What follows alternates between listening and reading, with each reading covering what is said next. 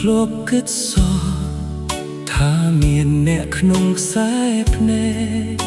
បេះដូងរឹងជាងដៃថែបែកទន់ស្រាលជាងសំឡេងពេលនៅម្នាក់ឯងគ្មានអ្នកទ្រូងខ្ញុំរីងរៃអង្គុយសំកុករំពេក្រែងស្រីមកជួបចចាពេលមាននិមលអស់កងវល់ពីដួងចិត្តជជែកវែកញែកជីវិតឲ្យចិត្តផុតទុកខ្លោចផ្សាបានអ្នកញញឹមអារម្មណ៍ខ្ញុំផុតឯកាក្នុងលោកគ្មានអ្វីអស្ចារ្យស្មើនឹងជួបផែវក្រតាថ្លៃ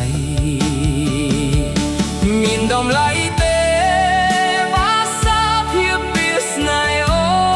នស្នេហ៍បេះដូងដើមទ្រូងបងពុះជូនស្រី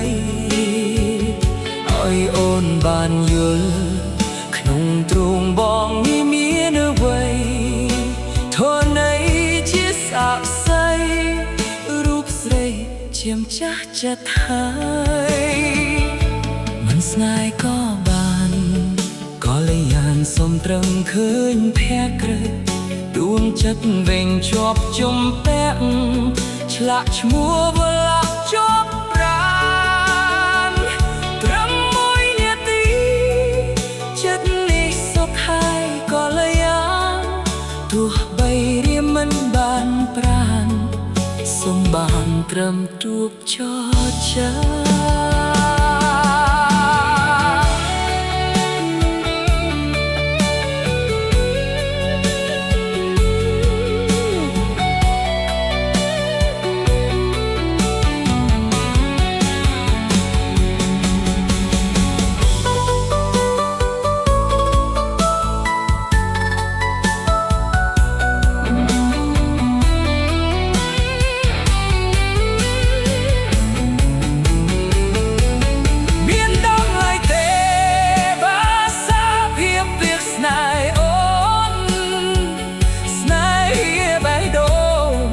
ដើមទ្រូងបងពុះជូនស្រី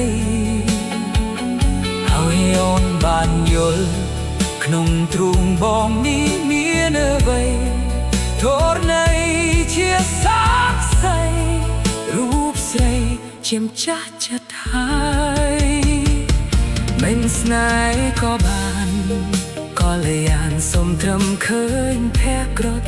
ដួងចិត្តវិញជាប់ជំពាក់ឆ្លាក់ឈ្មោះវល់